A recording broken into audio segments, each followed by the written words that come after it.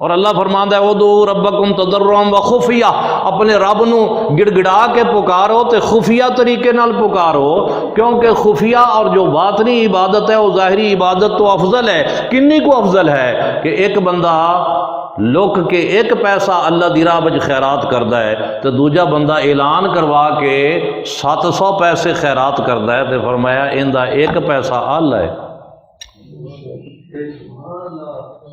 ہوں تو وہ زمانہ آ گیا، ہوں تو 10 روپیے مسجد نو دینے ہونا تے مولوی نو آندے اکامی یار، لوگوں کو پتہ لگے کہ 10 روپیے فلانا دیتی جاندہ سان۔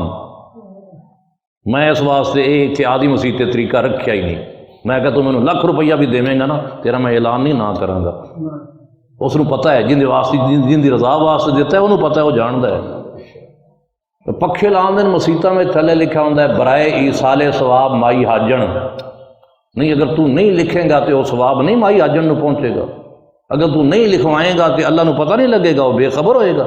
یہ جرا تو لکھوا رہے ہیں اپنے نفس دی خوشی واسطے لکھوا رہے ہیں، لوگوں کو پتہ لگے واہ واہ کرن واہ جی واہ فلانے بندے نے جناب ایصال ثواب کیتا۔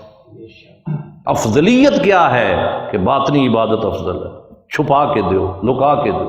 اور بزرگاں دا طریقہ تو یہ سی کہ نابینیاں نو زکوٰۃ دیندے ہے، زکوٰۃ اور صدقات و خیرات نابینا بندے نو دینا کہ اینو کیڑا پتہ لگنا ہے کہ کون دیندا پیا، جرا لیندا پیا زکوٰۃ انہوں بھی نہ پتہ لگے۔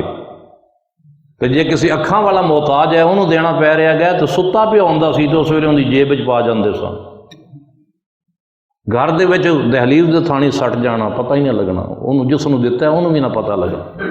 تو روزہ چونکہ ایک باطنی عبادت ہے، اور باطنی عبادت جو ہے وہ ظاہری عبادت تو افضل ہے۔